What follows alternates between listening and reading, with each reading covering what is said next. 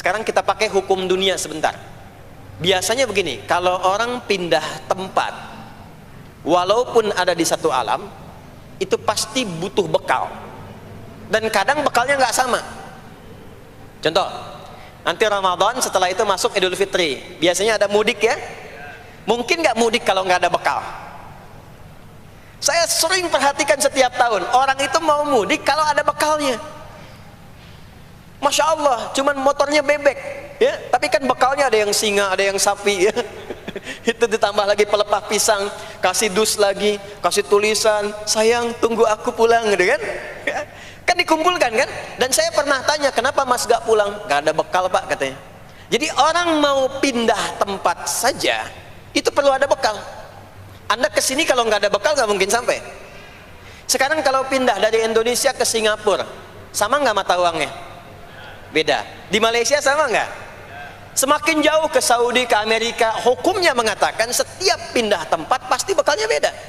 Jangan pernah kita mengharapkan atau membuat hukum sendiri ketika pindah tempat.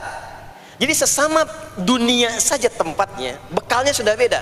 Sekarang Anda menginginkan pindah alam dari dunia ke kuburan, bekalnya pengen sama, mustahil. Makanya sejak kita meninggalkan dunia, semua paket dunia tanggal di atas, pindah ke bawah, selesai. Nih bajunya ini nggak akan ikut nih, ganti. Ya namanya kafan kan, dan di kafan itu sudah nggak ada kantongnya. Coba dicek tuh, ada kantongnya nggak kan kafan tuh? Nggak ada. Dan ini nggak akan dibawa nih, handphone yang bagus lagi dipakai ngerekam nih, nggak akan ikut. Ah saya mau dipakai aja, ntar kalau malaikat nanya man robuka, nih sudah pernah ikut kajian. Rombongan Ustadz Adi. Ya beda, ini beda alam. Maka yang ikut apanya? Yang ikut tuh hasanahnya, value-nya, nilai kebaikannya. Ini yang kita yakini, ini yang kita imani. Jadi mumpung masih ada kehidupan, perbanyak. Kalau dulu sadar banyak yang salah, sekarang sisanya ganti dengan yang soleh. Kalau sudah diperlihatkan, sekarang kan banyak yang viral di YouTube, dilihat, didengar oleh telinga kita, disimak oleh kita, orang meninggal sedang sholat, orang meninggal setelah menjadi pemulung kebaikan, orang meninggal dalam keadaan baca Quran, diperlihatkan di mata kita. Kok bisa buka YouTube yang keluar di beranda itu? Itu kan hidayah. Jadi kalau sudah ditampakkan di depan mata, ya, didengar oleh kita, terlihat langsung, maka yang disadari salah yang dulu ganti dengan yang soleh sekarang. Kalau tidak kita lakukan, maka rugi kita saat pulang. Ini yang dimaksud surah ke-103. Wal asr innal insana lafi khusr illa alladzina amanu wa amilus salihat, amal saleh. Nah, ini nanti yang dibawa pulang ke sini. Ya, sini. Nah, bagaimana melatih supaya semua kegiatan kita itu jadi soleh? Gimana latihannya? Karena nggak mudah untuk melakukan itu. Belum tentu bangun itu langsung soleh, itu belum tentu. Belum tentu kita makan itu mendapatkan sumber yang benar, dengan cara yang benar. Bagaimana melatihnya? Maka Allah berikan kepada kita waktu-waktu khusus untuk berlatih diri tersambung dengan Allah, yang dengan ketersambungan itu akan menjaga kita di semua keadaan, baik berdiri, jalan, duduk, kerja di kantor, tidur, rebahan. Sekarang banyak kaum rebahaners, ya, tiduran, itu dipastikan kalau tersambung dengan Allah, terkoneksi, semuanya soleh. Karena kalau ingat, ya saya duduk ingat Allah, kalau ingat di pekerjaan ingat Allah, mustahil kita bisa menuliskan sesuatu yang Allah tidak sukai. Tambahin nolnya, ya, bikin paraf, tanda tangan pada proyek yang tidak benar, mustahil. Karena ketika sedang tanda tangan ingat Allah, ya. Nah, dalam bahasa Arab, sesuatu yang tersambung dengan kuat sehingga selalu menempel dan sulit terpisahkan, itu bahasa Arabnya disebut dengan silah. Dari wasala yasilu silah. Ibadah yang melatih kita untuk terus tersambung sehingga ingat pada Allah di setiap keadaan, yang dengan ingat itu menjadikan otomatis amal perbuatan kita ingin dipastikan diridhoi dan disukai oleh Allah, sehingga berubah menjadi soleh. Ibadah yang melatih kita untuk mendapatkan itu disebut dengan sholat namanya. Sholat. Makanya sholat disebut sholat bukan hanya mengandung unsur doa, tapi latihan yang Allah berikan kepada kita untuk mengoneksikan diri kita sehingga dalam semua kegiatan kita ingat Allah. Itu yang dimaksud di Quran surah keempat An-Nisa di ayat ke-103. Ya. Fa idza qadaytumus salata, maka jika Anda telah tuntas mengerjakan sholat, fadhkurullah. Ciri orang yang berhasil sholatnya adalah dia mampu mengoneksikan dirinya dengan Allah. Makanya kalau sudah selesai sholat, kita sudah ingat Allah. Nah, kalau belum ingat Allah, diminta coba ingat lagi. Selesai sholat, jangan buru-buru meninggalkan tempat kita sholat. Ingat dulu, sambungkan dulu, sehingga saat keluar dari tempat kita sholat sudah ingat Allah. Bahasa Arabnya mengingat Allah itu disebut dengan zikir, zikrullah. Karena itu sholat disebut dengan zikir. Buka Quran surah ke-20 Thaha ayat ke-14. Saya nggak akan keluar dari Quran hadis sehingga nggak bisa didebat. Nggak bisa didebat. Anda nggak bisa debat karena ini bukan pikiran, karena ini Quran dan hadis. Quran surah ke-20 Thaha ayat ke-14. Innani anallahu la ilaha illa ana fa'budni wa aqimis salata lidzikri. Salat disebut dengan zikir. Zikir itu artinya ingat. Makanya tadi saya katakan di awal, salat itu melatih kita supaya ingat Allah. Karena itu ketika kita salam, assalamualaikum warahmatullahi wabarakatuh, assalamualaikum warahmatullahi wabarakatuh, belum ingat kita kepada Allah, maka diminta zikir pasca salat. Setelah salat ada zikir kan? Dan zikir pertamanya apa? Hadis Muslim, astaghfirullah, astaghfirullah, astaghfirullah. Itu yang paling singkat. Kalau mau agak panjang, astaghfirullahalazim, alladzi la ilaha illa huwal hayyul qayyum wa atubu ilaihi. Kenapa istighfar? Karena kita memohon ampun kepada Allah kalau dalam sholat tadi belum nyambung sama Allah. Karena ada orang yang saat sholat bukan ingat Allah, dia masih ingat dunia. Padahal dari sejak awal sholat sudah diminta buang urusan dunia ke belakang. Makanya kita bertakbir, itu ada kitabnya. Asrarus shalah, nadharat fi ma'anis shalah. Ketika Anda mulai bertakbir, takbir begini, Allahu Akbar. Kenapa mengangkat tangan gini salah satunya? Di antara maknanya, buang urusan dunia ke belakang. Pasrahkan dirimu kepada Allah. Kalau sholatnya ingin khusyuk, jangan bawa urusan dunia ke dalam sholat. Buang. Yang menjadikan seseorang kurang khusyuk begitu takbir, dunia masih dibawa. Lisannya berucap Allahu Akbar, tapi pikirannya motor hu akbar, mobil hu akbar, ya kan? Status tuh belum diupdate hu akbar, ya, miss call belum dibalas hu akbar. Itu bermasalah, sehingga mudah dikerjai setan. Ada setan namanya khanzab di Sunan Abu Daud. Saat seseorang mulai bertakbir, kata Nabi, fayaqulu syaitanu, di situ setan mulai beraksi. Sebelum takbir kita dibikin fokus. Anda silahkan praktekkan. Kalau mau sholat rasanya fokus, tapi mulai bertakbir Allahu Akbar, setan mulai beraksi, kata Nabi, udhkur kata, udhkur kata, ingat ini, ingat itu, hatta la yash'ural musalli kam raka'atan yusalli, sampai ada orang sholat yang tidak sadar berapa rakaat sedang menunaikan sholatnya. Subuh berapa rakaat tadi? 2 diucapkan, tapi ketika dipraktekkan ada yang 3 ada yang 1, ya, ada yang begitu. Ada, tapi di hati saya gitu ya. Nah ini, makanya setelah kita sholat, salam, assalamualaikum, assalamualaikum, itu kita mencoba menyempurnakan dengan apa? Istighfar dulu. Kalau tadi ada yang belum tersambung, setelah itu apa? Kita sambungkan, Allahumma antas salam, subhanallah, alhamdulillah, Allahu Akbar. Makanya dilatih 33 kali. Sekali belum nyambung, 2 kali. 2 kali belum nyambung, 3 kali. 3 kali belum ingat, 4 kali. Masa iya sih sampai 33 kali belum ingat juga? Bapak nama siapa? Joni. Siapa Pak? Joni. Siapa? Joni. Siapa? Apa nggak dengar saya Joni? Itu baru 3 kali. Ini kita 33 kali menyebutkan subhanallah. Masa nggak nyambung juga? Alhamdulillah 33 kali. Masa nggak syukur juga? Dilatih. Kalau sudah terkoneksi, inilah dia. Fadhkurullaha qiyama. Bangun dari sholat, bangkit. Selesai sholat, mau kerja, mau kemanapun, ingat Allah. Jadi nggak ada istilahnya keluar masjid tertukar sendal, tuh nggak ada. Ada di sini yang tertukar sendal? Banyak. Insya Allah tidak ya. Kalau ingat Allah tuh nggak mungkin tertukar. Jadi begitu Anda akan menggunakan, yang punya orang lain sadar tuh, astagfirullah, Allah mengawasi, bukan punya saya walaupun mirip. Ya, walaupun mirip. Ya, pakai yang punya kita, itu akan diarahkan.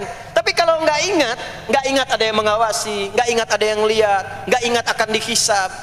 Mana ya tadi? Oh, ini dia, masya Allah, lupa saya. Pakai masya Allah lah gitu.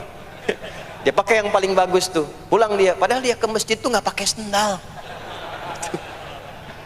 Pekerjaan juga begitu, nggak akan sembarangan ngambil yang bukan haknya. Kerjakan proyek yang tidak benar. Demi Allah, kalau di Indonesia ini mestinya benar semua sholatnya, makmur. Wah, para polisi itu tenang tugasnya gitu, ya. Tentara juga nyaman. Di pekerjaan tuh nggak usah ada CCTV, ya, nggak usah ada e-tilang, nggak usah ada kamera di jalan, ya kan?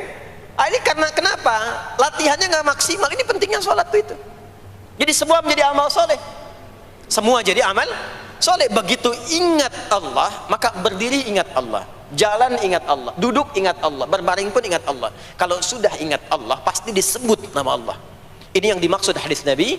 Qala Rasulullah sallallahu alaihi wasallam, kullu amrin dhi balin la yubda'u fihi bi bismillahirrahmanirrahim fahuwa abtar. Setiap perbuatan yang baik yang dibenarkan oleh hati setiap hamba, lalu diikutkan bismillahirrahmanirrahim. Enggak mungkin orang nyebut bismillahirrahmanirrahim kalau enggak ingat Allah. Minum, bismillahirrahmanirrahim. Makan, bismillahirrahmanirrahim. Bekerja, bismillahirrahmanirrahim. Itu ketika dikerjakan langsung jadi hasanah. 10 poin. Ada pahalanya. Dan jangan dianggap ringan ya. Ini kalimat ringan tapi menentukan saat pulang, saat meninggal nanti. Nah, kalau enggak disebutkan bismillahirrahmanirrahim atau tidak bacakan doa yang menyertainya, maka jadi dunia saja, solehnya hilang, tinggal amalnya. Dibalasnya di dunia, akhiratnya nggak ada. Itu yang dimaksud Quran surah ke-25 Al-Furqan ayat 23. Wa qadimna ila ma 'amilu min 'amalin faj'alnahu haba'an manthura. Kalau ada orang berbuat baik di dunia tapi tidak disertakan niat akhirat, kami balas dunianya. Anda kerja belasan tahun, puluhan tahun untuk dunia aja, dapat gaji, dapat benefit, dapat penghargaan. Ada yang juara, ada yang dapat bintang, champion, ya, ada yang promosi jabatan, tapi niatnya untuk dunia. Allah adil, kata Allah, kerja keras dia untuk dunia, saya balas dengan balasan dunia. Tapi kalau diniatkan akhirat, dunia dapat, akhiratnya pun dapat. Kan kerjanya sama, etosnya sama, di tempat yang sama. Kita niatkan akhirat, gak ada ruginya. Begitu meninggal, dapat. Beruntungnya dan bersyukurnya kita sebagai muslim, kita itu lengkap informasinya. Urusan kubur ada informasinya, akhirat ada informasinya. Silahkan komparasikan dengan informasi dan sumber manapun. Ditemukan nggak yang informasi detail seputar kubur, seputar hisab, seputar kiamat, seputar surga, seputar neraka? Cuma di Islam. Itu yang kita syukuri, supaya kita siap-siap. Bukan sekedar dibaca. Baca ada pahalanya, tapi siap-siap ada konsekuensi kebaikannya. Ini balik ke sini.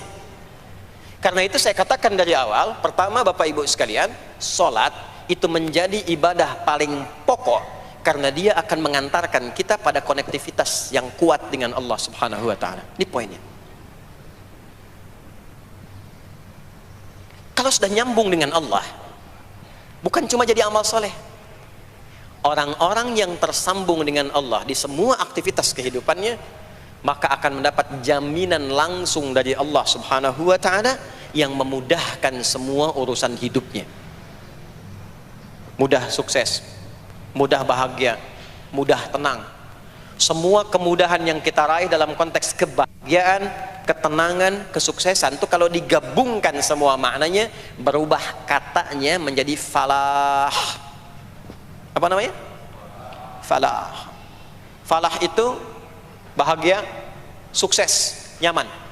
Kalau dibuka kamus English Arabic misalnya, falah itu bahasa Inggrisnya success and happiness. Bukan cuma bahagia, bahagia dan sukses. Bukan cuma sukses, karena ada orang sukses belum tentu bahagia.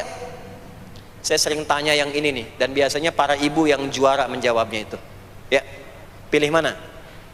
Kaya tapi gelisah, atau miskin tapi tenang? Miskin tapi tenang. Sukses tapi gelisah, ya, atau miskin tapi tenang? Sukses tapi tenang, ya. Sukses dan bahagia. Nah, sukses dan bahagia itu bahasa Arabnya falah. Ini poinnya, falah. Nah, sekarang coba kita dengar baik-baik. Cek telinganya masih ada nggak? Cek telinga masih ada nggak? setiap hari, di setiap pergantian waktu dalam sehari. Pergantian waktu sehari itu ada 5. Dari mulai subuh, ke siang, zuhur, ke sore, asar, mau habis sore menjelang malam, maghrib, muncul malam, isya. Itu setiap hari 5 kali berganti waktu diperdengarkan oleh Allah. Hambaku, kamu harus bahagia. Hambaku, kamu harus sukses. Apapun pekerjaanmu, sukses. Apapun aktivitasmu, harus bahagia, harus senang, harus tenang. Falah. Kuncinya apa? Salat. Diperdengarkanlah hayya 'alas shalah. Diperdengarkan di telinga kita. Telinga bahasa Arabnya udhun, jamaknya adzan. Maka kalimat yang diperdengarkan 5 kali sehari itu disebut dengan adzan. Dan satu-satunya lafaz yang diperdengarkan 24 jam di muka bumi ini tak pernah berhenti. Makanya setiap tempat terjadi perbedaan waktu sholat. Ya, di sini tadi subuhnya jam berapa? 4.13, 12, 49, 4.10. Terjadi perbedaan pendapat tentang waktu subuh. Ya, ini menandakan bahwa bukan dari tempat yang sama. Saya di Bekasi tadi 4.9. 4:09, sini 4:13. Jadi setiap detik, setiap menit ini adzan, sana adzan, ini adzan, sana adzan, terus bersautan. Dan kalau kita dengarkan sedunia itu dari beda waktu, 24 jam diperdengarkan. Hayya 'alas shalah, ayo salat. Kenapa mesti salat ya Allah? Hayya 'alal falah. Dengar tuh baik-baik kata Allah. Salat akan mengantarkan engkau pada kebahagiaan. Salat mendekatkan engkau pada kesuksesan. Salat mengantarkan engkau pada kedamaian. Makanya kalau orang sholat pasti tenang hatinya. Kalau nggak percaya silakan. Sholat itu diantara manfaatnya mendatangkan ketenangan. Sholat mendatangkan kesuksesan. Karena itu sholat bukan hanya ibadah yang diwajibkan pada umatnya Nabi Muhammad SAW saja, tidak. Semua nabi dan rasul yang pernah bertugas di bumi itu semuanya sholat dan meminta umatnya sholat. Hanya memang kita yang paling sempurna menunaikannya, caranya. Ya, dulu umat nabi-nabi lain juga sholat. Contoh, Nabi Musa sholat. Nanti diviralkan di Quran surah ke-20, Thaha ayat 14. Nabi Isa alaihi salam yang paling dekat ke Nabi Muhammad 600 tahun sebelum Nabi lahir, itu sholat. Beliau sholat. Diviralkan di Quran surah 19 Maryam ayat 31 sampai 33. Ya, sampai ke 33-nya wa ja'alani mubarakan aina ma kuntu wa awsani bis shalah. Salat. Siapa lagi? Nabi Zakaria. Nabi Zakaria itu kapan beliau mendapatkan berita gembira akan punya anak? Saat sholat. Jadi berdoa, masuk ke mihrabnya Maryam, melihat Maryam punya banyak keistimewaan, maka beliau sholat di mihrabnya itu. Di Quran surah ketiga Ali Imran ayat 38 sampai 39. Hunalika da'a Zakaria rabbah qala rabbi habli min ladunka dzurriyyatan thayyibah innaka sami'ud du'a. Turun jawaban, fanadathul malaikatu wa huwa qa'imun yusalli fil mihrab annallaha yubashshiruka bi Yahya. Jadi Nabi Zakaria itu dapat berita akan punya anak namanya Yahya saat sholat. Di sholat itu kalau dikerjakan bisa berdampak pada percepatan terkabulnya doa. Minta apapun dijawab sepanjang maslahat. Makanya nanti untuk umat Nabi Muhammad jangan tunggu, panggilan sholatnya adalah panggilan langsung dari Allah. Minta, punya masalah apa? Aku selesaikan kata Allah. Di sholat itu bukan main-main, bukan beban, bukan sekedar kewajiban, tapi kewajiban yang dipaksa untuk membahagiakan kita. Kalau Allah nggak sayang, nggak akan disuruh sholat.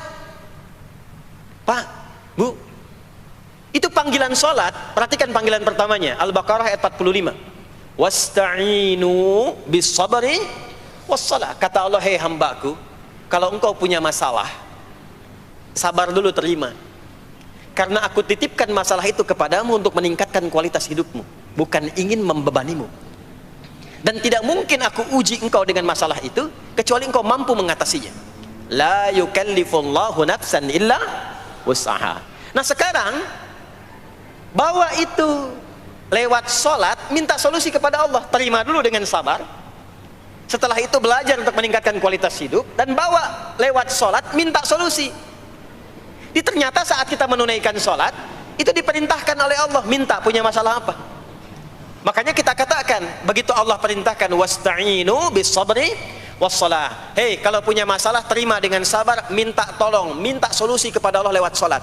Maka ketika kita minta, kita robah kalimatnya dari wasta'inu, kata perintah, menjadi bentuk permohonan, fi'il mudhari.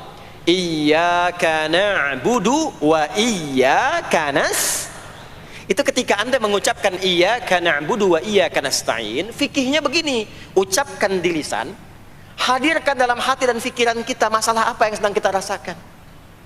Minta kepada Allah solusinya. Minta. Jadi bukan sekedar diucapkan. Karena hadis qudsinya berbunyi begini, hadis qudsinya. An Abi Hurairah radhiyallahu taala anhu qala, qala Rasulullah sallallahu alaihi wasallam, qala Allah azza wa jalla, Allah berfirman. Saya langsung saja ke bagian kalimat iyyaka na'budunya. Idza qala al-'abdu, kalau seorang hamba berkata dalam salatnya, iyyaka na'budu wa iyyaka nasta'in, ya Allah, sekarang hamba salat kepadamu, ibadah hanya kepadamu, seperti yang kau perintahkan. Maka hamba memohon kepadamu, ya Allah, seperti yang kau janjikan. Wa iyyaka nasta'in. Lalu hadirkan dalam benak kita, ya Allah, engkau maha tahu sebelum hamba ungkapkan. Hamba punya persoalan ini. Mohon kepadamu, ya Allah, hilangkan semua masalah itu. Berikan hamba solusi yang terbaik. Berikan hamba keberkahan darimu. Itu sekilas hadir dalam jiwa kita. Maka apa yang terjadi? Qala Allah azza wa jalla, dijawab kalimatnya itu, hadza baini wa baina 'abdi wa li 'abdi ma sa'al. Ini perjanjian antara aku dengan hambaku. Kalau hambaku benar sholatnya sampai kalimat ini, apapun yang dia mintakan sekarang, aku akan kabulkan. Sepanjang itu ada maslahat untuk dirinya. Dicontohkan itu oleh Nabi Zakaria. Beliau itu minta saat berdiri, Pak, bukan saat sujud. Dimulai dari berdiri. Nanti akumulasinya saat sujud. Itu berdiri aja, kalau benar mintanya dikabulkan. Tidak menunggu selesai sholat. Dan ada fikihnya, nggak sembarangan, ada fikihnya nanti. Ada fikihnya, ya, ada tuntunannya. Poinnya adalah sholat itu solusi. Makanya jangankan Nabi yang tadi saya sebutkan, Nabi Ismail itu saking pentingnya sholat, wasiat beliau yang diviralkan di Al-Quran untuk semua keluarganya sholat. Ada di Quran surah 19 Maryam ayat 55. Wa kana ya'muru ahlahu bis shalah. Kata Allah, dan tercatat Ismail itu pernah berwasiat meminta semua keluarganya, hei, sholat. Jadi kalau kita mau urut sampai ke atas, semua sholat. Muhammad sallallahu alaihi wasallam bin Abdullah bin Abdul Muttalib bin Hashim bin Abdul Manaf bin Qusay bin Murrah bin Kilab bin Ka'ab bin Ghalib bin Fikir bin Malik bin Nadar bin Kinana bin Khuzaimah bin Mudrikah bin Ilyas bin Nizar bin Mudar bin Ma'ad bin Adnan bin Addi bin Adri bin Muqawwam bin Nahur bin Tarikh bin Ya'rub bin Yasjub bin Nabit bin Ismail alaihissalam bin Ibrahim alaihissalam bin Azar atau bin Nahur bin Abir bin Kinan bin Arfakhshad bin Sam bin Nuh alaihissalam bin Mikhlail Batushalah bin Kinan bin Anwas bin Thith bin Adam alaihissalam. Semua salat. Coba ulangi itu. Semua salat. Para nabi salat, para rasul salat. Anda bukan nabi, bukan rasul, nggak mau sholat dan pengen mudah hidupnya, pengen masuk surga Firdaus lagi, Anda sehat. Jadi ini pentingnya sholat itu bukan cuma kewajiban, tapi diwajibkan, dipaksa dengan wajib itu supaya bahagia, supaya falah. Makanya kalau ada panggilan azan, cara memahaminya ini falah. Oh, ini solusi saya di sini nih, kebahagiaan saya ada di sini, kesuksesan saya ada di sini. Ya, makanya ketika dipanggil oleh muadzin, hayya 'alas shalah, labbaik, siap saya. Di sini. Ini poinnya. Nah, saya sambungkan kembali, ya. Ketika seseorang dilatih lewat salat dan sudah mulai tersambung dengan Allah Subhanahu wa taala, maksudnya ingat Allah, tertatalah semua aktivitasnya. Maka berubahlah lewat salat ini, lewat latihan ini, semua kegiatannya berubah, didorong menjadi amal soleh. Karena itu, setiap orang yang sholatnya benar, yang pertama dianugerahkan oleh Allah kepada orang sholat itu bukan dunia, tapi perubahan perilakunya menjadi lebih baik. Jadi bukan kaya dulu, ya.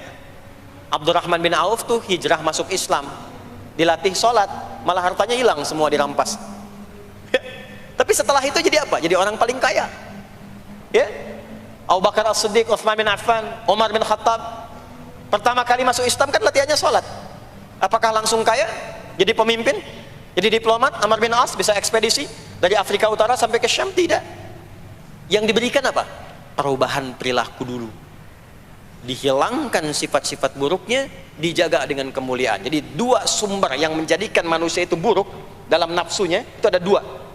Di nafsu itu nanti punya dorongan untuk mengarahkan kepada yang buruk, namanya fujur. Lawannya nanti takwa.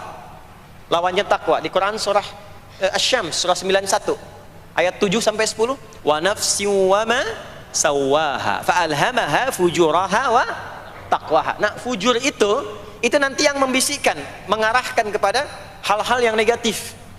Itu yang ditunggangi oleh setan. Setan memberikan was-was itu ke nafsu, ke fujurnya. Alladzi yuwaswisu fi sudur innas. Di dalam sudur ada qalbu, di dalam qalbu ada nafas, di dalam nafas ada fujur. Fujur itu yang digoda. Maka keluarlah kemudian dua hal. Yang pertama ada yang disebut dengan fahsya. Fahsya itu dorongan dari syahwat untuk berbuat yang menyimpang. Pornografi, porno aksi, LGBT, kata-kata jorok itu fahsya. Nanti temannya adalah mungkar. Mungkar itu keburukan yang diingkari, ditolak oleh hati, sumbernya nafsu perut dan akal. Mencuri itu mungkar, merampok itu mungkar, korupsi, membunuh, menipu itu mungkar. Jadi sumber keburukan itu cuma dua. Kalau bukan fahsya itu mungkar. Orang yang sholatnya benar, maka parameternya itu, ukuran pertama kali dia dapatkan adalah ditutupnya oleh Allah, dijaganya oleh Allah keadaan nafsunya, sehingga dia tidak dikontrol oleh perbuatan fahsya dan mungkarnya. Maka aktiflah sinyal takwanya. Takwa itu lawan nafsu. Makanya nanti kaitan takwa dengan nafsu sama-sama disebutkan. Nafsu 115 kali, takwa yang terkait fungsi nafsu 115 kali. Takwa digembosi, ya, awas, diwaswasi oleh setan, setan disebutkan 88 kali. Takwa disupport oleh malaikat, malaikat di Quran disebutkan 88 kali. Ini bukan ilmu tak-atik, hitung sendiri aja kalau mau. Itu menarik tuh. Karena sama, kalau Anda mendengar suara adzan kan ada bisikan kan? Cepat, sudah adzan, siap-siap. Itu malaikat tuh. Tapi begitu selesai adzan, la ilaha illallah, tenang, baru adzan, belum qomat. Itu setan. Terus dua-duanya tuh, ya, memberikan bisikan, yang satu mensupport dan seterusnya. Yang paling menarik adalah kalau sholat kita benar, maka sinyal takwa aktif. Makanya amalan takwa pertama itu sholat. Setelah beriman, amalan takwa pertama sholat. Al-Baqarah ayat 2 dan 3. Dzalikal kitabu la raiba fi hudal lil muttaqin. Siapa muttaqin, orang takwa di situ? Ayat 3-nya, alladzina yu'minuna bil ghaibi wa yuqimunas sholat. Jadi kalau sholatnya aktif, takwanya aktif, sinyalnya aktif, sinyal itu yang akan menutup fahsya dan mungkar. Maka turunlah Quran surah ke-29 ayat ke-45. Utlu ma uhiya ilaika minal kitabi wa aqimis shalah. Kita hafal tengahnya, innas salata tanha 'anil fahsya'i wal munkar. Maka kalau orang sholat tidak akan berbuat fahsya, tidak ada lagi yang melambai laki-laki. Allah, ini ada laki-laki yang laki-laki, perempuan-perempuan. Nggak ada lagi tontonan-tontonan pornografi, yang jorok-jorok, yang kotor-kotor. Nggak ada lagi kata-kata kotor di lisan itu, karena lisannya dilatih untuk mengucapkan yang baik-baik. Allah, sami Allahu liman hamidah, subhanallah, alhamdulillah, Allahu akbar. Makanya pasca sholat tuh berubah. Maaf ya, Allah tidak memberikan kepada Nabi Muhammad SAW tongkatnya Nabi Musa, mukjizatnya Nabi Isa, apalagi Nabi Ibrahim dan selainnya. Tapi Allah turunkan Al-Quran kepada Nabi Muhammad SAW, lalu dipraktekkan Quran itu pertama lewat sholat. Anda tahu apa yang terjadi? Nabi Muhammad itu diutus oleh Allah dalam lingkup masyarakat yang sangat terbelakang dan hatam kriminal. Jadi kriminalnya bukan dikerjakan, hatam. Dan nyaris tidak kenal kebaikan, makanya disebut dengan jahiliyah. Kalau Bapak Ibu tanya di zaman Nabi, ya maaf, ada pezina? Bukan cuman ada, hatam, perfeksionis zinanya. Membunuh itu, ya, mabuk, ada orang mabuk kekinian di zaman jahiliyah. Pemabuk amatir itu 5 kali sehari mabuknya. Yang amatir. Jadi kalau baru mabuk sekali, 2 kali, itu coba-coba. Amatir itu 5 kali. Pembegal. Ya, sekarang kita dengar berita ada begal ini itu. Jahiliyah itu sekampung begal semua. Kampung Gifar. Tapi Allah menghendaki Rasulullah latih lewat sholat. Apa yang terjadi? Berubah jahiliyah itu, berubah menjadi khairu ummah, umat terbaik yang paling teladan, yang menginspirasi, yang pernah berkehidupan di bumi. Sampai persaksiannya dari Allah langsung, turun Quran surah ketiga Ali Imran ayat 110. Kuntum khaira ummatin ukhrijat linnas. Jadi kalau ada orang dermawan, itu yang paling dermawan. Kalau ada orang sabar, itu yang paling sabar. Kalau ada pasar yang paling ideal, itu yang paling bagus. Berubah itu. Ya. Kenal Abu Dzar Al-Ghifari? Ayo kenal. Enggak. Abu Dzar Al-Ghifari itu nama aslinya Jundub bin Junadah. Di antara pemimpin begal di zamannya. Dari kota Ghifar. Ghifar itu kampung begal asalnya. Ya, hamukumullah. Masuk Islam. Datang ke Mekah. Bertemu dengan Rasulullah. Begitu masuk Islam, kata Jundub bin Junadah, ya Rasulullah, ausini au kama qala, berikan saya nasihat. Kata Nabi, pulang sekarang. Kata beliau, enggak, saya mau umumkan keislaman saya depan Ka'bah. Kata Nabi, jangan lakukan. Sekarang orang masih belum tahu tentang Islam, nanti marah kamu dipukuli. Kata beliau, ya Rasulullah, saya ini membegal terang-terangan, masa bersyahadat sembunyi-sembunyi? Maka keluar ke depan Ka'bah, dia katakan, ya ma'asyara Quraisyin, hei semua orang Quraisy. Datang orang, ushidu bi annahu la ilaha illallah wa anna muhammadar rasulullah. Aku bersaksi, syahadat la ilaha illallah muhammadar rasulullah. Kalian mau apa? Dipukulin sampai pingsan. Sampai ketika akan diteruskan, ada riwayat mengatakan datang Sayyidina Ali bin Abi Thalib, ada yang mengatakan Sayyidina Hamzah ya bin Abdul Muttalib radhiyallahu ta'ala anhuma jami'an. Datang menyampaikan, jangan teruskan. Kalau ini meninggal, ini wafat, kita akan celaka karena kafilah kita akan lewat desa Ghifar. Kalau lewat Ghifar gak akan berhasil niaga kita, katanya. Ya, karena akan dihabisi semua ini orang Ghifar. Maka dibiarkan pergi, pulang. Tahu apa yang terjadi? Begitu Nabi hijrah ke Madinah, dikagetkan dengan suara kaki yang berdecak kencang, bang bung bang bung bang bung. Ternyata ada berita gembira, sekampung begal Ghifar itu masuk Islam semuanya, berubah jadi baik. Untuk menginspirasi generasi kemudian, maka dipopulerkanlah oleh beliau kunyahnya dengan nama daerahnya. Sayalah Abu Dzar Al-Ghifari. Al-Ghifari itu maksudnya apa? Dulu saya ini berasal dari Ghifar, kampung saya kampung begal. Cuma karena saya masuk Islam, diajarin sholat, diajarin baik, sekampung baik semua ya. Makanya orang-orang Arab setelah itu, bahkan non-Arab, kalau datang memperkenalkan daerahnya. Imam Al-Bukhari, itu nama aslinya bukan Al-Bukhari, nama aslinya Muhammad, punya bapak namanya Ismail, punya kakek namanya Ibrahim, kakek buyutnya Al-Bughirah, yang buyutnya Al-Bardizbah, tinggal di kecamatan Ju'fah, Kabupaten Bukhara, Provinsi Khorasan, sekarang negaranya Uzbekistan. Karena berasal dari Bukhara, datanglah beliau kemudian ke Arab, sekarang ke Jazirah, ke Mekah, ke Madinah, memperkenalkan, saya bukan orang Arab, saya dari Bukhara.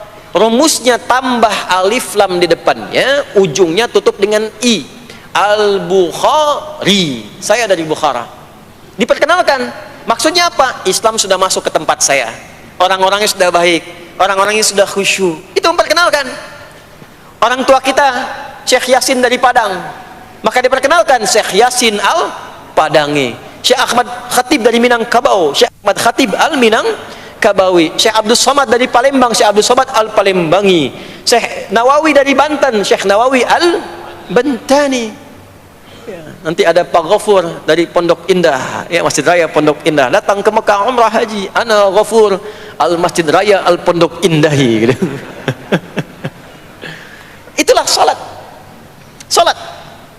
Jadi salat itu merubah keadaan kita lebih baik. Itulah sebabnya kenapa 5 waktu, karena Allah inginkan di setiap waktu kita jadi orang baik, di setiap waktu kita bahagia, setiap waktu selesai persoalan. Datang masalah subuh, ya, antara subuh ke zuhur kan ada masalah tuh. Nggak mungkin ada orang dari subuh ke zuhur nggak punya masalah tuh, nggak mungkin. Tuh wajahnya udah kelihatan tuh. Ya, makanya kita datang, ya, menghadap kepada Allah, minta diselesaikan, minta diberikan taufik, sujud kita, diberikanlah solusi. Zuhur ke asar ada masalah, datang saat asar. Asar ke maghrib punya masalah, datang. Makanya semua ulama dulu seperti itu. Al-Bukhari itu menuliskan kitab sahihnya itu 16 tahun. Setiap satu hadis akan ditulis, sholat dulu. Sholat dulu. Begitu tenang, nyaman, baru tuliskan. 16 tahun. Itulah sholat. Nah, dari sekian waktu yang 5 kali itu, ada waktu yang spesial. Waktu spesial inilah yang ingin saya bahas, yang tadi disampaikan dalam pengantar sambutan. Jadi ini inti yang mau saya katakan. Ini barusan muqaddimah tuh. Barusan muqaddimah. Baik. Kan kita salat berapa kali sehari?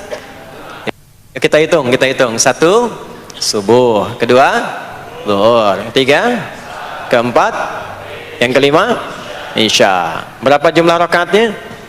17. Baik ya. Itu nomor telepon untuk koneksinya. Koneksi kita dengan Allah nomornya catat ya, 24434. Ya, kalau ditanya berapa nomor koneksi dengan Allah? 24434. Subuh 2, zuhur 4, asar 4, maghrib 3, isya 4. 5 waktu kan? Baik.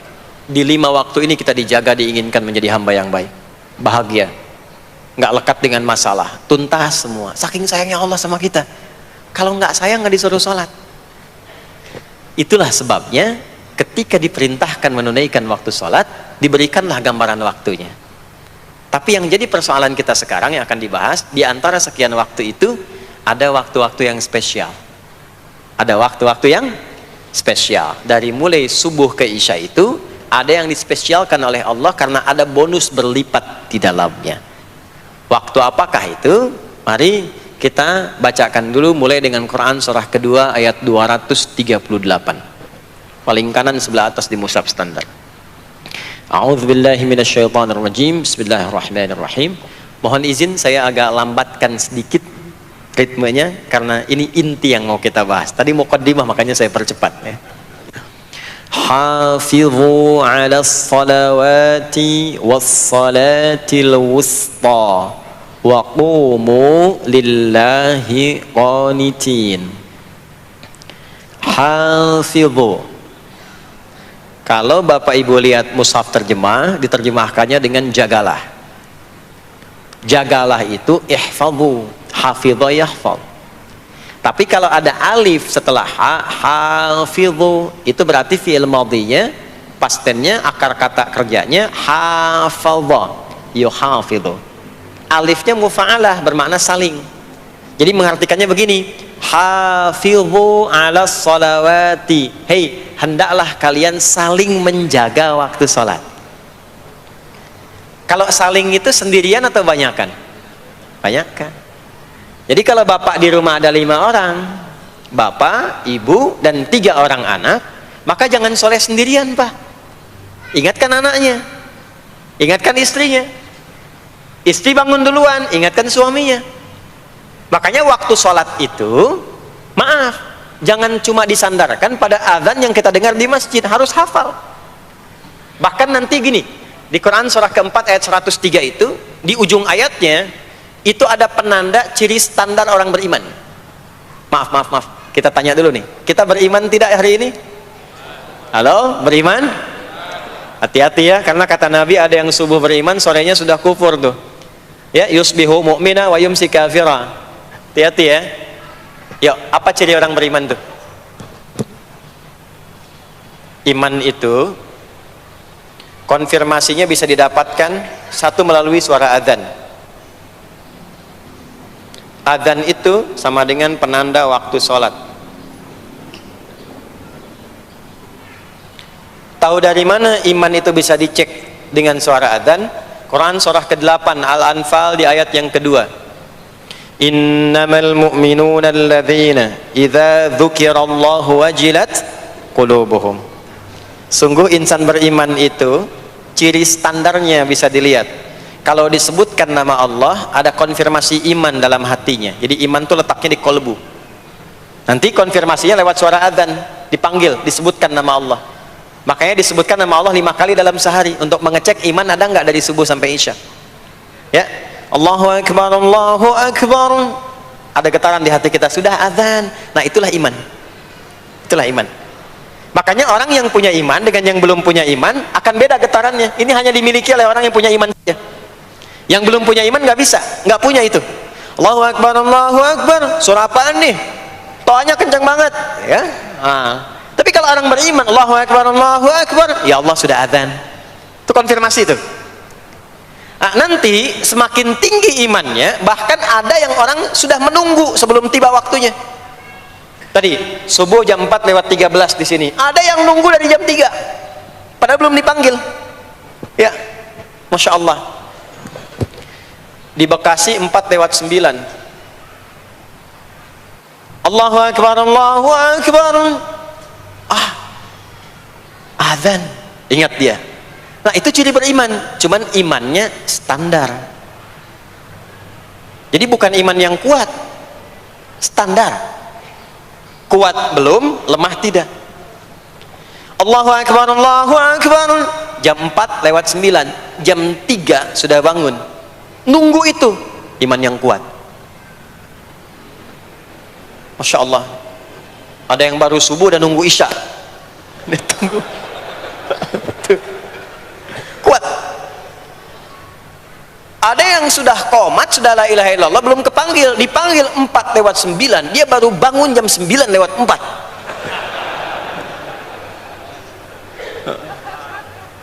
Tuh. Nah, ini iman lemah di bawah. Ciri standar, karena dipanggil ingat, maka ciri standar orang beriman itu tahu waktu sholat. Harus tahu Pak, Bu. Itu standarnya. Itu ada di Quran surah keempat, di akhir ayat 103. Inna salata kanat 'alal mu'minina kitaban mawquta. Kalau pakai terjemah balaghah itu bunyinya begini, sungguh orang beriman itu pasti tahu waktu sholat. Nah, jadi kalau ditanya jam berapa zuhur nanti belum bisa kita jawab dengan sempurna, itu artinya apa? Imannya belum naik itu ke level standar, belum menguat. Ya, ini poinnya. Nanti kapan waktu sholat itu tiba? Kalau ada yang belum ingat, jangan dibiarkan tidak ingat. Makanya kata Al-Quran, saling menjaga ya waktu sholat itu. Jangan sampai di keluargamu, ada temanmu, kolegamu, bahkan tetanggamu itu nggak tahu waktu sholat. Bahkan nggak sholat, itu bahaya. Kalau memang sayang sama anak, ingatkan. Sayang istri dengan suami, ingatkan. Tanda istri beriman yang cinta dengan suaminya, tanda pertamanya ketika mengingatkan suaminya pada semua hal yang disukai oleh Allah. Begitu sebaliknya. Maka kata Al-Quran, hafidhu, saling menjaga waktu sholat. Disebutkan di situ alas sholawat, bentuknya begini. Tulisannya alif, lam, waw, alif, ta maftuha begini. Alas, begini tulisannya. Karena nanti ada yang begini, as-sholat, ada yang begini. Biar saja, nggak usah. Ada yang begini, ta marbutah. Seperti Al-Baqarah ayat 3, alladzina yu'minuna bil ghaibi wa yuqimunas shalah. Begini tulisannya. Ada yang begini, as-salat pakai alif ta bin. Tapi di Al-Baqarah ayat 238 tulisannya begini, alas salawati, taknya terbuka. Secara singkat begini, secara singkat. Kalau tulisannya begini, maka yang dimaksud salat fardu. Yang dimaksud salat apa? Salat fardu. Salat fardu itu ada berapa? 5 waktu. Maka kata Allah, hei, saling jaga ya. Waktu salat yang fardu itu yang 5 waktu. Di antara yang 5 itu ada yang spesial. Was-shalatil wusta, waktu yang pertengahan. Tengah-tengah di antara 5 waktu itu. Yuk kita tuliskan dulu sebentar. Salat ada salat apa saja? Subuh, kemudian zuhur, kemudian asar, kemudian nggak cukup, ambil ke sini, maghrib, kemudian isya. Subuh, zuhur, asar, pindah sini, maghrib, isya. Lihat rumusnya.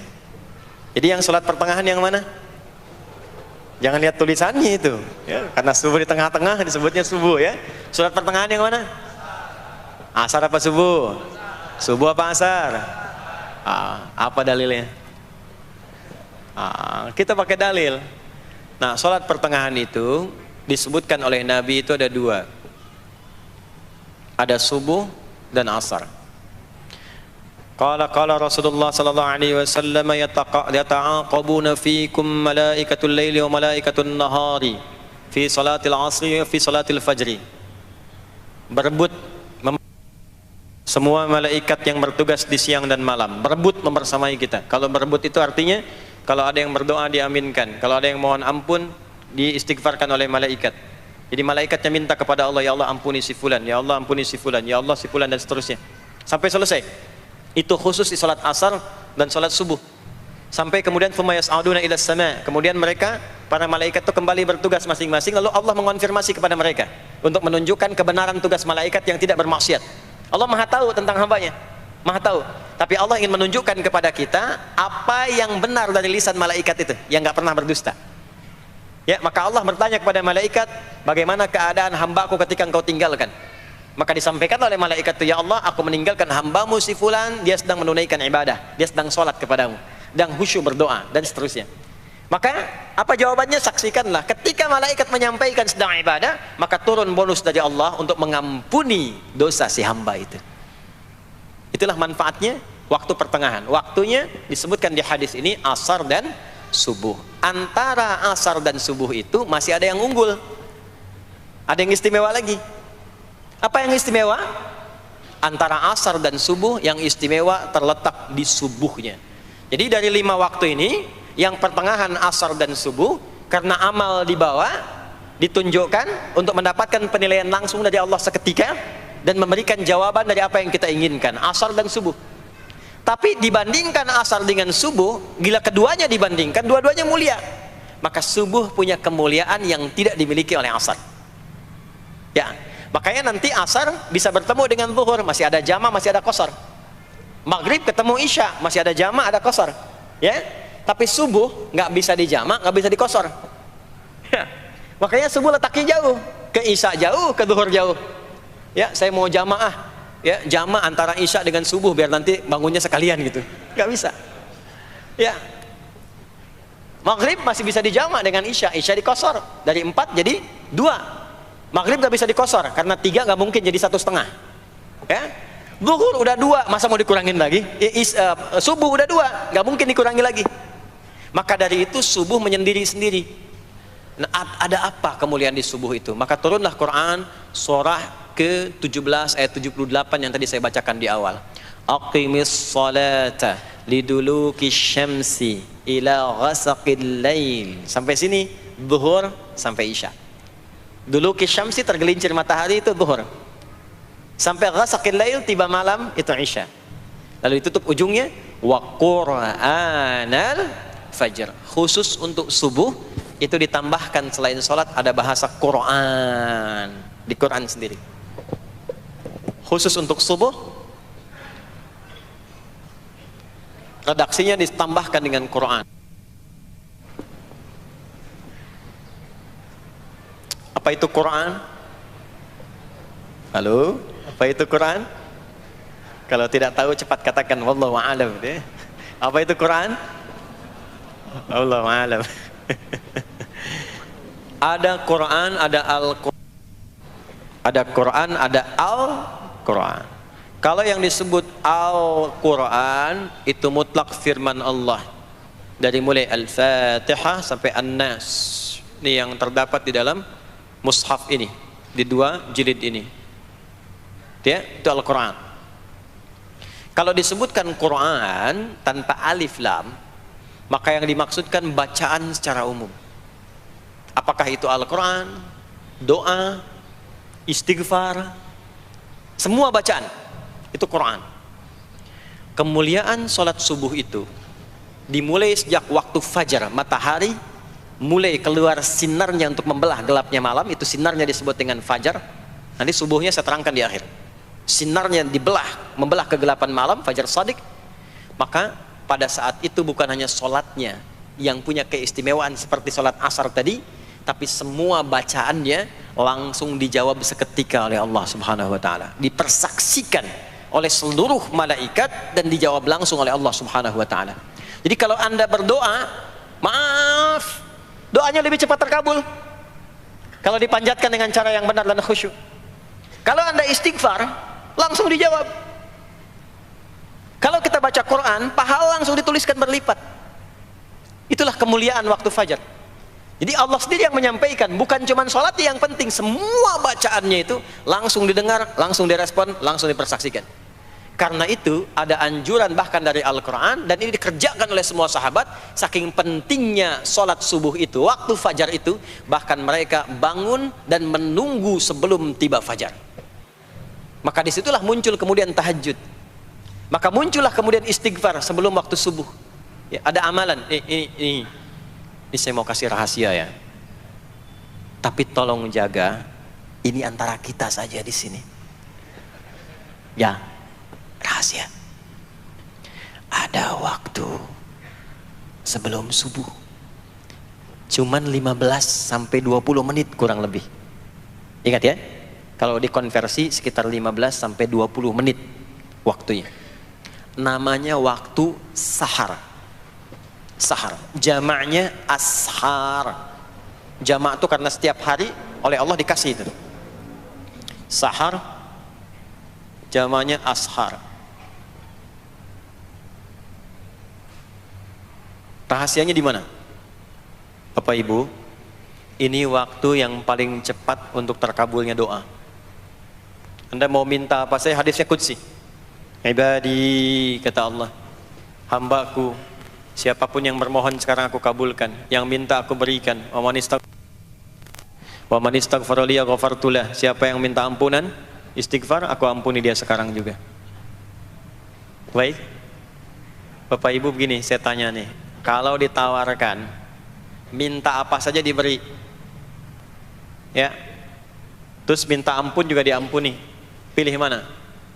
Minta apa saja diberi, mau minta apa saja, atau mau minta ampunan istighfar, pilih mana? Jujur aja, kalau ada proyek nilainya 100 miliar, ya, ada utang 1 miliar belum ditutup, terus perlu minta apa saja diberikan, pilih mana? Minta 100 miliar potensi dikabulkan, atau minta diampuni dosa, pilih mana? Pilih salah satu, nggak usah dua-duanya. Oh, ada tawaran dikasih 100 miliar atau diampuni dosa, pilih mana? Ampuni dosa. Pelan banget ya. Kata ibu kalau bisa dua-duanya gitu.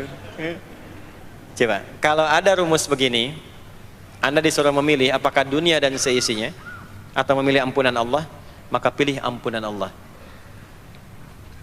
Karena nanti ada rahasia yang kedua. Banyak rahasia ini. Ada rahasia istighfar. Istighfar itu kalau sudah menyatu dengan jiwa kita, sudah terbiasa, maksudnya biasa istighfar, dan jadi karakter, jadi kebiasaan. Bukan hanya pasca sholat, di mobil istighfar, di kantor masuk istighfar, sudah kebawa, udah refleks itu. Faidah keutamaan untuk orang yang rajin istighfar itu ada dua. Satu, diampuni dosanya oleh Allah, yang cirinya nanti akan dijaga dari maksiat. Ya, bukan maksum, karena maksum itu untuk para nabi.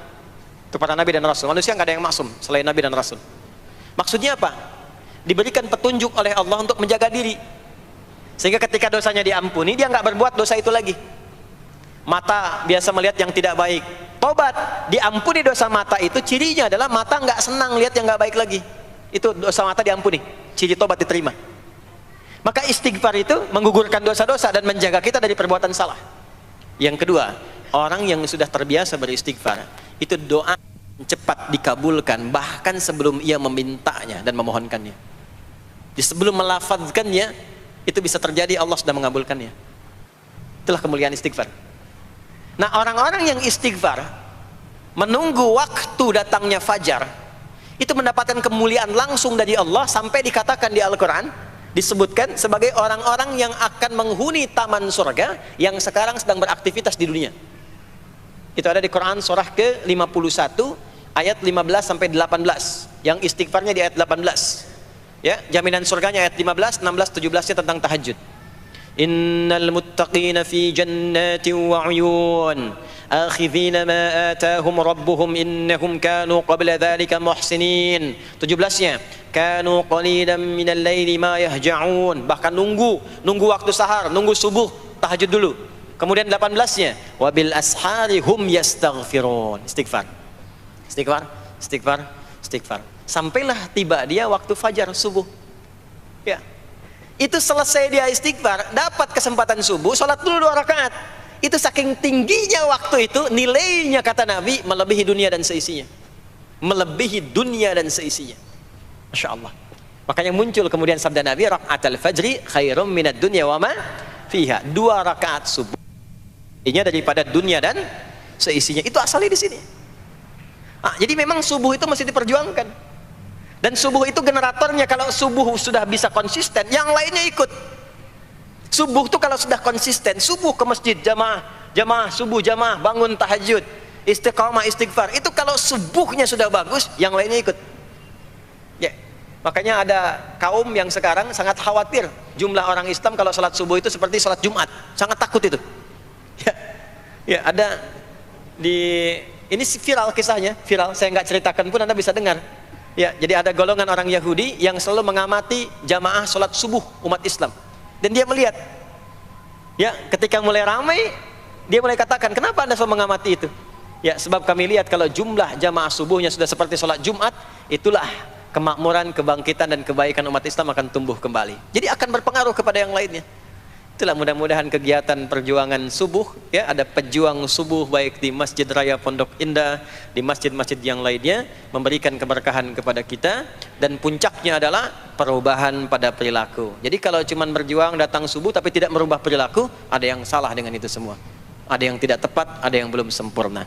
Itu yang bisa kita sampaikan sebagai kajian pembuka kita di kesempatan kali ini. Mudah-mudahan ada manfaat yang bisa kita dapatkan. Kesimpulannya adalah salat adalah inti amalan kita yang bisa merubah alur kehidupan kita dunia dan akhirat. Salat kunci kebahagiaan, salat kunci kesuksesan, salat kunci datangnya rahmat Allah Subhanahu wa taala. 2, Allah meminta kita menunaikan salat 5 kali dalam sehari untuk memudahkan semua urusan kita di setiap waktu dalam sehari itu. Dan yang ketiga, di antara sekian 5 waktu itu ada waktu-waktu yang istimewa, yaitu asar, dan yang paling istimewa adalah subuh ataupun fajar. Mudah-mudahan kita bisa konsisten menunaikan dan menjaga waktu salat itu sampai kita pulang kepada Allah dalam keadaan husnul khatimah. Sementara itu yang disampaikan. Baik, mudah-mudahan ada keberkahan dari apa yang telah disampaikan. Pasti apa yang saya sampaikan pasti ada salah, pasti ada yang kurang tepat, pasti ada yang keliru disampaikan. Mohon diingatkan supaya saya koreksi, tinggalkan yang salahnya, ambil yang benar, yang baik, yang kira-kira bisa diamalkan. Jauhi hal-hal yang bisa menjauhkan kita dari Allah, dan semoga kita semua diwafatkan dalam keadaan husnul khatimah insyaallah. Allahumma taqabbal minna innaka antas sami'ul alim wa tub 'alaina innaka antat tawwabur rahim. Allahumma nahmaduka hamdan syakirin kama 'allamtana an nahmadak wa nashkuruka syukran kama 'allamtana an nashkurak antal muqaddim antal muakhir biyadikal khair innaka 'ala kulli syai'in qadir. Allahumma ij'al jam'ana hadza jam'an marhuma wa tafarruqana min ba'dihi tafarruqan ma'suma. Ya Allah, jadikan pengajian kami pagi di siang hari ini pengajian yang Kau berkahi, dan bila pun kami berpisah, jadikan perpisahan kami mengantarkan pada kemuliaan yang lebih baik di sisimu. Rabbana la tada' lana fi maqamina hadza dhanban illa ghafartah. Ya Allah, jika ada pendosa hadir di majlis ini, jangan biarkan ia pulang kecuali Engkau telah ampuni segala dosa-dosanya. Wala hamman illa farajtah. Jika ada yang tengah merasakan kegelisahan, jangan biarkan ia pulang kecuali Engkau telah tenangkan keadaan hatinya. Wala asiran illa yassartah. Jika ada yang tengah mengalami kesulitan dalam kehidupannya, di rumah tangganya atau pekerjaannya, maka mohon dengan keikhlasannya angkat dan hilangkan semua kesulitannya. Rabbana atina fid dunya hasanah wa fil akhirati hasanah wa qina adzabannar. Wa sallallahu ala sayyidina Muhammad wa ala alihi wa sahbihi ajma'in. Wa akhiru da'wana subhanakallahumma wa bihamdika nashhadu an la ilaha illa anta nastaghfiruka wa natubu ilaik. Walhamdulillahi rabbil alamin. Mohon izin, mohon sekali berikan saya akses untuk mudah keluar. Saya mencintai Anda semua, barangkali tanpa harus bersalaman pun saya mendoakan Anda semuanya, karena memang ada waktu yang harus saya kejar. Terima kasih, saya mencintai Anda semua. Assalamualaikum warahmatullahi wabarakatuh.